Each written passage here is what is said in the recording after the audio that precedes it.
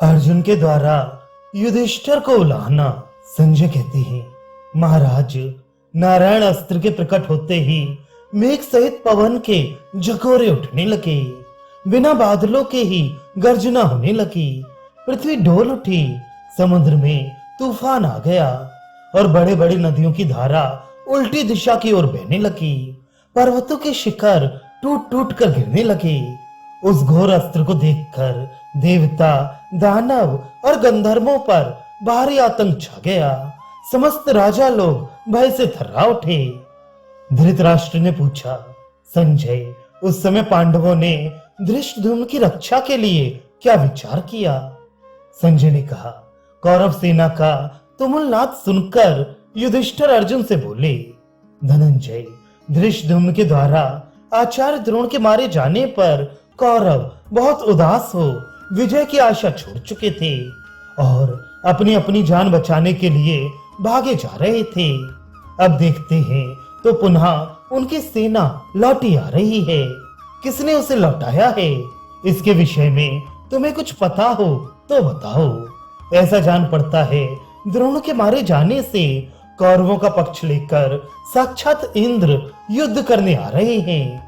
उनका भैरव नाद सुनकर हमारे रथी घबराए हुए हैं, सबके रोंगटे खड़े हो गए हैं। ये कौन महारथी है जो सेना को युद्ध के लिए लौटा रहा है? अर्जुन बोले, जिस वीर ने जन्म लेते ही उच्च श्रवा के समान हींसना आरंभ किया था, जिसे सुनकर ये पृथ्वी हिल उठी और तीनों लोग थर्राने लगे थे। उस आवाज को सुनकर किसी अदृश्य रहने वाले प्राणी ने जिसका नाम अश्वत्थामा रख दिया था, ये वही शूरवीर अश्वत्थामा है, वही सिंहनाद कर रहा है। धृष्टद्युम्न ने उस समय अनाथ के समान जिनके केश पकड़कर मार डाला था, ये उन्हीं का पक्ष लेकर उसके क्रूर कर्म का बदला लेने के लिए आया है। आपने भी राज्य के लोभ से झूठ बोलकर गुरु को धोखा दिया, धर्म को जानते हुए भी ये महान पाप किया। अतः अन्याय पूर्वक बाली का वध करने के कारण श्री रामचंद्र जी को जैसे अपयश मिला था, उसी प्रकार आपके विषय में भी झूठ बोलकर गुरु को मरवा डालने का स्थायी कलंक तीनों लोकों में फैल जाएगा। आचार्य ने यह समझा था कि पांडुनंदन युधिष्ठिर सब धर्मों के ज्ञाता हैं, मेरे शिष्य हैं, ये कभी झूठ नहीं बोलेंगे। इसी भरोसे उन्होंने आपका विश्वास कर लिया, परंतु आपने सत्य की आड़ लेकर सरासर झूठ कहा। हाथी मरा था इसलिए अश्वत्थामा का मरना बता दिया, फिर वे हथियार डालकर अचेत हो गए। उस समय उन्हें जितनी व्याकुलता हुई थी सो आपने भी देखी ही थी। पुत्र के स्नेह से शोक मग्न होकर जो रण से विमुख हो चुके थे, ऐसे गुरु को आपने सनातन धर्म की अवहेलना करके शस्त्र से मरवा डाला। अश्वत्थामा पिता की मृत्यु से कुपित है। धृष्टद्युम्न को आज वह काल का ग्रास बनाना चाहता है।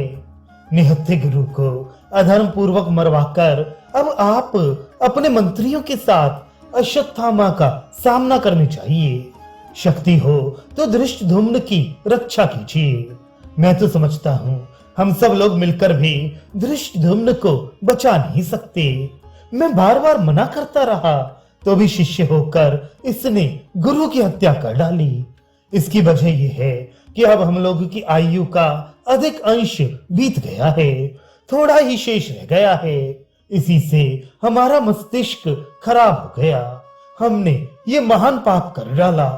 जो सदा पिता की भांति हम लोगों पर स्नेह रखते थे, धर्म दृष्टि से भी जो हमारे पिता ही थे, उन गुरुदेव को इस क्षणभंगुर राज्य के कारण हमने मरवा दिया। धृतराष्ट्र ने भीष्म और द्रोण को पुत्रों के साथ ही सारा राज्य सौंप दिया था। वे सदा उनकी सेवा में लगे रहते थे, निरंतर सत्कार किया करते थे, तो भी आचार्य मुझे ही अपने पुत्र से भी बढ़कर मानते थे। ओहो, मैंने बहुत बड़ा और भयंकर पाप किया जो राज्य सुख के लोभ में पड़कर गुरु की हत्या कराई। मेरे गुरुदेव को यह विश्वास था कि अर्जुन मेरे लिए पिता भाई, स्त्री, पुत्र और प्राणों का भी त्याग कर सकता है। किंतु मैं कितना राज्य का लोभी निकला। वे मारे जा रहे थे और मैं चुपचाप देखता रहा। एक तो वे ब्राह्मण, दूसरे वृद्ध और तीसरे आचार्य थे। इस पर भी उन्होंने अपना शस्त्र नीचे डाल दिया था और महान मुनिवृत्ति से बैठे हुए थे। इस अवस्था में राज्य के लिए उनकी हत्या कराकर अब मैं जीने की अपेक्षा मर जाना ही अच्छा समझता हूँ।